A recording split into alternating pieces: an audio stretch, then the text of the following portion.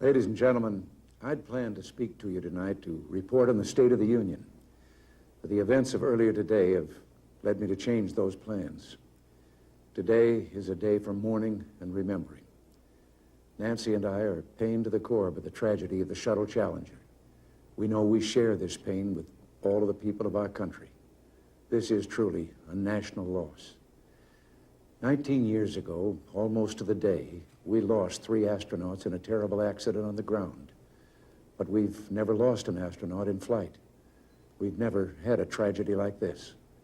And perhaps we've forgotten the courage it took for the crew of the shuttle. But they, the Challenger 7, were aware of the dangers, but overcame them and did their jobs brilliantly.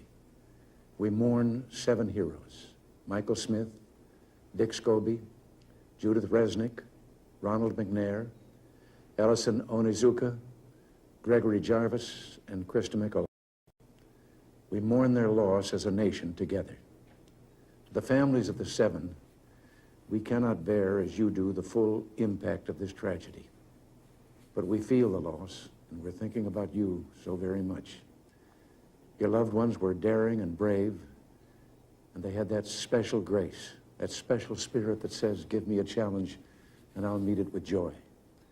They had a hunger to explore the universe and discover its truths. They wished to serve, and they did. They served all of us. We've grown used to wonders in this century. It's hard to dazzle us. But for 25 years, the United States space program has been doing just that. We've grown used to the idea of space, and perhaps we forget that we've only just begun. We're still pioneers. They, the members of the Challenger crew, were pioneers. And I want to say something to the school children of America who were watching the live coverage of the shuttle's takeoff. I know it's hard to understand, but painful things like this happen. It's all part of the process of exploration and discovery. It's all part of taking a chance and expanding man's horizons. The future doesn't belong to the faint-hearted. It belongs to the brave. The Challenger crew was pulling us into the future, and we'll continue to follow them. I've always had great faith in and respect for our space program, and what happened today does nothing to diminish it. We don't hide our space program. We don't keep secrets and cover things up. We do it all up front and in public. That's the way freedom is, and we wouldn't change it for a minute.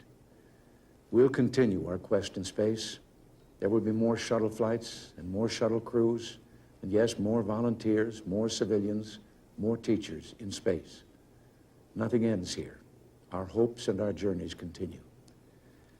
I want to add that I wish I could talk to every man and woman who works for NASA or who worked on this mission and tell them your dedication and professionalism have moved and impressed us for decades, and we know of your anguish.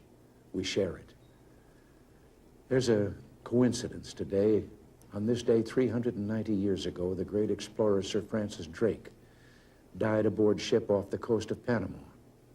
In his lifetime, the great frontiers were the oceans, and a historian later said he lived by the sea, died on it, and was buried in it. Well, today, we can say of the Challenger crew, their dedication was, like Drake's, complete. The crew of the Space Shuttle Challenger honored us for the manner in which they lived their lives. We will never forget them, nor the last time we saw them this morning, as they prepared for their journey and waved goodbye and slipped the surly bonds of earth to touch the face of God. Thank you.